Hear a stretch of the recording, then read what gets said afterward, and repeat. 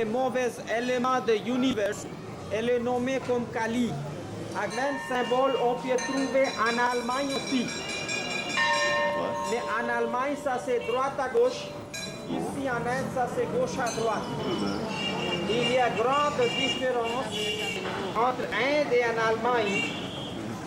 Ici, ça c'est le symbole d'énergie. Je vais vous expliquer. Est-ce que vous avez du papier? Hein? Un morceau de papier pour écrire.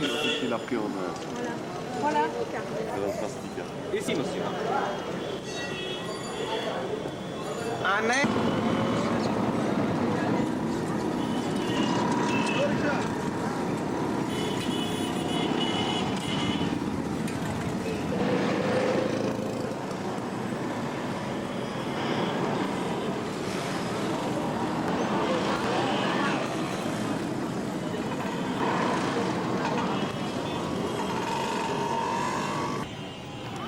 Temple national.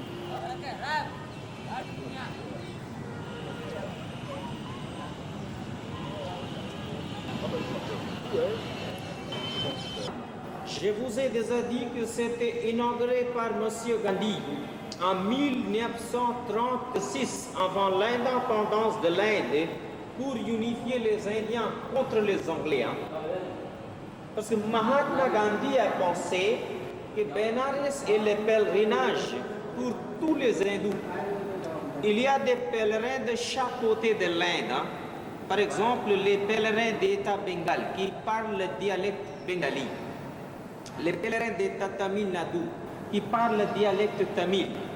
On ne connaît pas les dialectes des autres. Mais quand ils sont ici, ils sont avec la même croyance, qui est la langue pour tout le monde. Et toutes les religions sont ensemble en Benares. Les musulmans, les bouddhistes, les sikhs, les chrétiens. C'est pourquoi il avait décidé pour inaugurer la carte nationale de l'Inde à Benares. Ça c'est tout en marbre. Un pouce est égal 2000 pieds à hauteur pour les montagnes, le niveau de la mer. Et la même mesure est pour la profondité de la mer, le niveau de la mer. Vous voyez d'ici, ça c'est la carte géographique de l'Inde. Ça c'est Afghanistan. Ici, ça c'est Afghanistan. Ici, vous voyez, ça c'est Kaboul.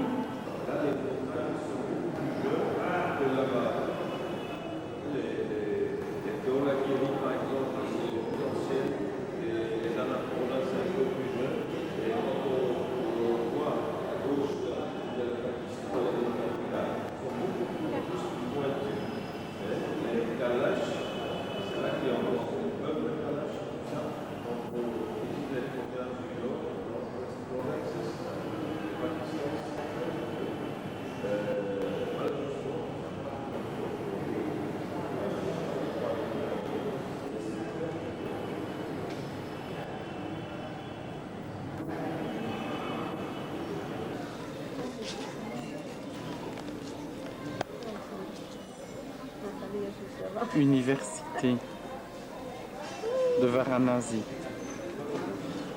Temple hindou au centre.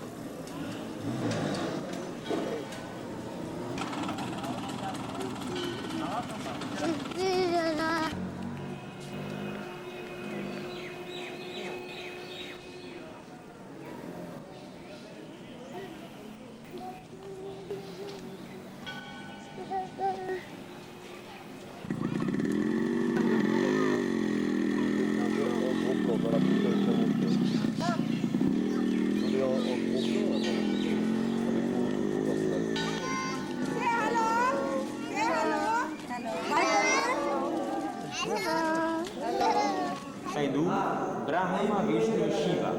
Brahma est le créateur de l'univers, Vishnu est le préservateur et Shiva est le destructeur des mauvais éléments de l'univers. Et aussi, je vous ai déjà dit qu'il y a toujours le monde matériel et spirituel. Le monde matériel, ça veut dire dualité, alternance. Sans dualité, le monde n'existe jamais. Quand il y a le jour, il y a la nuit. Bon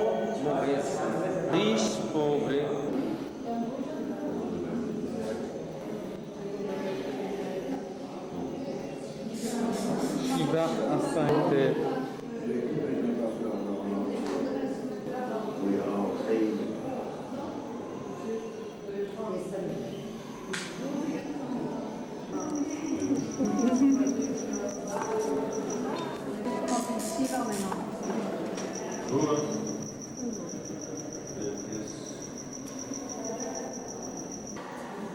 Premièrement, le gange, hein, ça c'était l'eau de récipient de Brahma. On a dit Brahma, Vishnu et Shiva. Ça c'était dans le récipient de Brahma. Et Vishnu avait utilisé même l'eau pour laver les pieds de Brahma. Brahma, Vishnu et Shiva.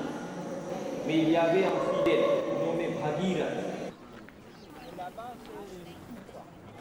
a prêché son premier sermon, son premier votive et stupa relique.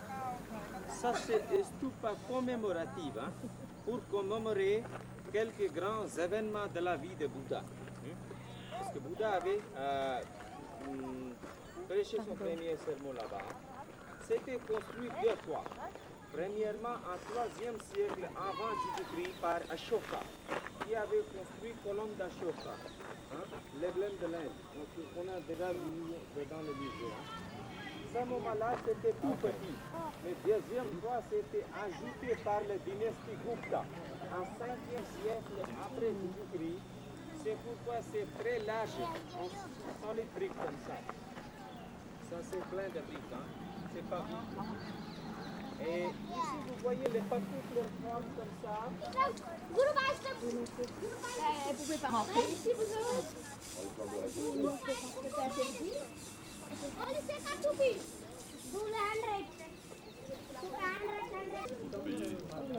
Vous voyez ici le dessin sur la pierre, hein, autour des stupas du 5e siècle après Jésus-Christ, de période d'or, de période Gupta, hein, qui est connue comme la période d'or en histoire de l'Inde. Hein. Quelquefois, les tisserands de la ville de Bénarès, qu'ils viennent ici pour prendre le même dessin en fabrication. Quand les familles riches de Bombay, Delhi, hein, ils donnent le ardeur, hein, pour prendre le même dessin. Hein. Et maintenant,